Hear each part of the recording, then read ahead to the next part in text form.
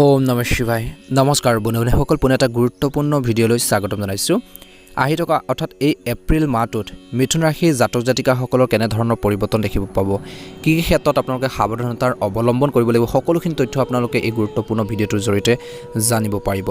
মাহেকীয়া ৰাশিফল অনুসৰি মিথুন ৰাশিৰ জাতক জাতিকাসকল এই মাহটো কিদৰে পাৰ হ'ব জানি লওঁ আহক।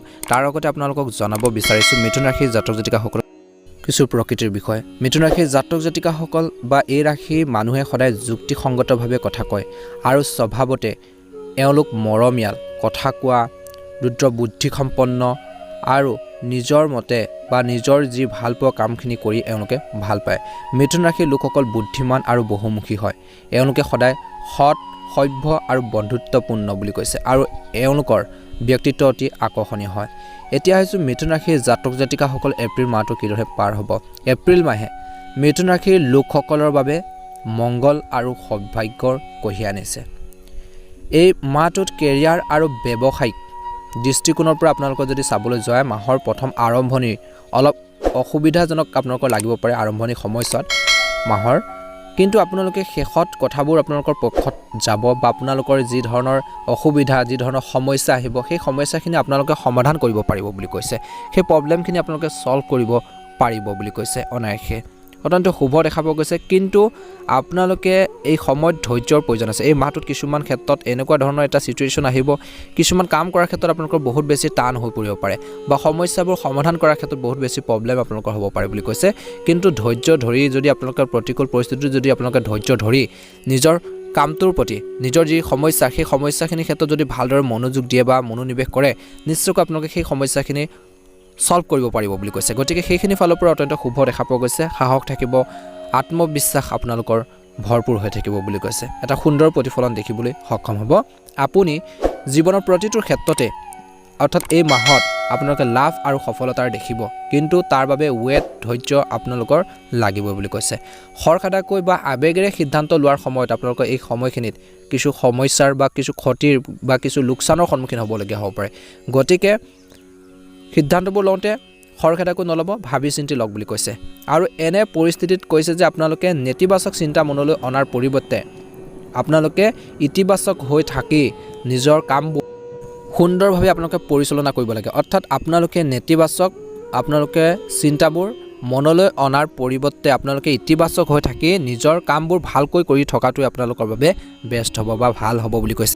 ব্যৱসায়ৰ সৈতে জড়িত লোকসকলে এপ্ৰিল মাহৰ প্ৰথম সপ্তাহৰ বা প্ৰথম আৰম্ভণিৰ যি সময়ছোৱাখিনিত আপোনালোকে বুদ্ধিমান ৰূপে যিকোনো আঁচনি বা ব্যৱসায়ত ধন বিনিয়োগ কৰিব লাগে বুলি কৈছে, নহ'লে তেওঁলোকে আশা কৰাতকৈ কম লাভ পাব পাৰে। গতিকে কিছুমান ছিটুৱেশ্যন চাই আপোনালোকে ইনভেষ্ট কৰক বুলি কৈছে, নিশ্চয়কৈ লাভ হ'ব বা সফলতা অৰ্জন কৰিব। কিন্তু আপোনালোকে সেইখিনি ক্ষেত্ৰত আগতীয়াকৈ সকলো আপোনালোকে পৰীক্ষা নিৰীক্ষা কৰিহে আগবঢ়াওক বুলি কৈছে।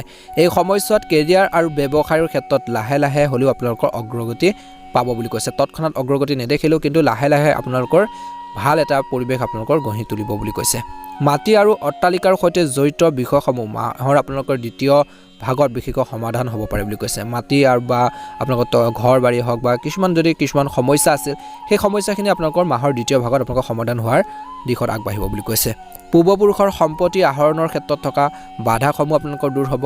মাহৰ মাজভাগে আপোনালোকৰ বাবে জীৱনৰ নতুন সুযোগৰ দুৱাৰ মুকলি কৰাৰ বুলি প্ৰমাণিত হ'ব বুলি কৈছে। কিছুমান অপৰচুনিটি, কিছুমান ভাল সুযোগ সুবিধা আপোনালোকৰ মাহৰ মাজ খণ্ডত আপোনালোকৰ লৈ আহিছে।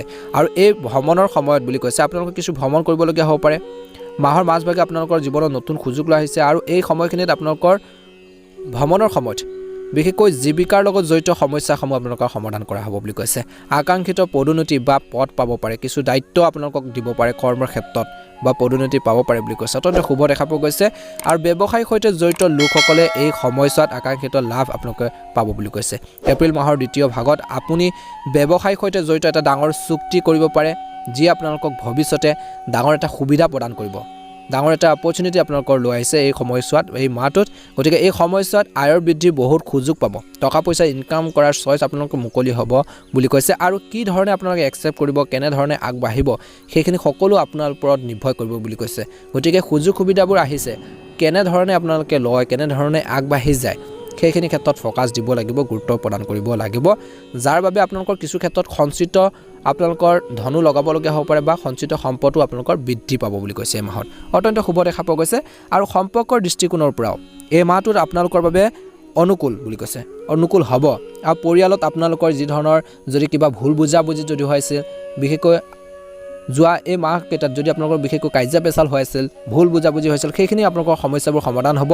পৰিয়ালত আহিব ঐক্য, ইউনিটি আহিব, একতা আহিব, ঐক্য আৰু পাৰস্পৰিক আপোনালোকৰ মৰম বৃদ্ধি পাব বুলি কৈছে। সেইফালৰ পৰা পাৰিবাৰিক ক্ষেত্ৰত আপোনালোকৰ সুখ সমৃদ্ধিৰ বৃদ্ধি পাব। ভাই ভনীৰ পৰা আপোনালোকে বিশেষকৈ সম্পূৰ্ণ সহযোগিতা, যি ধৰণৰ আপোনালোকৰ সহযোগিতা বিচাৰে, যি ধৰণৰ ছাপোৰ্ট বিচাৰে, সেইখিনিও আপোনালোকে ভাই ভনীৰ পৰা বা সকলোৰে পৰা আপোনালোকে সহযোগিতা বা সমৰ্থন নিশ্চয়কৈ লাভ কৰিব। বৈবাহিক জীৱনত সুখী হৈ থাকিব, কিন্তু জীৱনসংগীৰ স্বাস্থ্য পাতিৰ ক্ষেত্ৰত আপোনালোকে বিশেষকৈ চিন্তাত পৰিব পাৰে।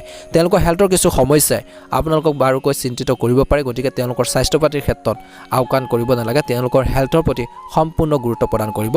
কিন্তু টকা পইচা কথা বতৰাক লৈ মাহৰ মাজখণ্ডত কিছু ভুল বুজাবুজি আপোনালোকৰ মাজত হ'ব পাৰে। গতিকে ইজনে সিজনৰ অনুভৱক, আৱেগক আপোনালোকে সন্মান কৰিব, বুজিবলৈ চেষ্টা কৰিব। সুবিধা অসুবিধা সকলো পৰিস্থিতি বুজিলে নিশ্চয়কৈ সকলো পৰিৱেশ বা ঘৰুৱা পৰিৱেশটো বা পাৰিবাৰিক সম্পৰ্কবোৰ আপোনালোকৰ উন্নত দেখিবলৈ সক্ষম হ'ব। গতিকে সেইখিনি ক্ষেত্ৰত আপোনালোকে নিজে গুৰুত্ব প্ৰদান কৰিলে ভাল হ'ব বুলি কৈছে। আৰু আপোনালোকৰ জীৱনসংগীৰ সৈতে সুখৰ মুহূৰ্ত কটাবলৈ সুযোগ পাব।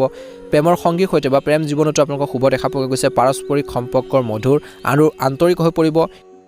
মিথুন ৰাশিৰ লোকসকলৰ বাবে এপ্ৰিল মাহটো অতি উপকাৰী হ'বলৈ গৈ আছে। যিহেতু মাহৰ আৰম্ভণিৰ সময়ছোৱাত আপোনালোকৰ টকাৰ আহিব, কিন্তু টকাৰ উপাৰ্জনৰ লগতে অধিক খৰচো আপোনালোকৰ বৃদ্ধি পাব বুলি কৈছে। আয় বৃদ্ধিৰ চেষ্টা কৰিব আৰু আপোনালোকৰ কথা বতৰাত মধুৰতা আনিবলৈ চেষ্টা কৰা দেখা পোৱা যাব, আৰু যাৰ বাবে মানুহ আপোনালোকৰ মনোমোহতাৰ প্ৰতি আকৃষ্ট হৈ থাকিব বুলি কৈছে। আপোনালোকৰ মনৰ ভাৱবোৰ বুজি পাব। আপোনালোকৰ পৰিয়ালত কোনোবা শুভ পৰিঘটনা ঘটিব পাৰে। যদি পৰিয়ালৰ কোনো সদস্যই কোনো ব্যৱসায় বা কামৰ যদি পৰিকল্পনা কৰিছিল, কিবা এটা প্লেনিং কৰিছিল, তেন্তে সেইখিনি সফলতা লাভ কৰিব বুলি কৈছে। সন্তানৰ পৰা সুখ পাবলৈ গৈ আছে। বিশেষকৈ কাপোৰৰ ব্যৱসায়ীসকলে বৃহৎ লাভ পাব পাৰে। ৰাজনৈতিক ক্ষেত্ৰখনৰ লগত জড়িত লোকসকলে ভাল এটা খবৰ, ভাল এটা নিউজ আপোনালোকক শুনিব পাব পাৰে বুলি কৈছে। মাহৰ দ্বিতীয় ভাগত সমাজ সেৱাৰ লগত জড়িতসকলৰ বাবে বহুত প্ৰত্যাহ্বানৰ আপোনালোকৰ সন্মুখীন হ'বলগীয়া হ'ব পাৰে। শিক্ষকসকলে সকলোতে প্ৰশংসা লাভ কৰিব।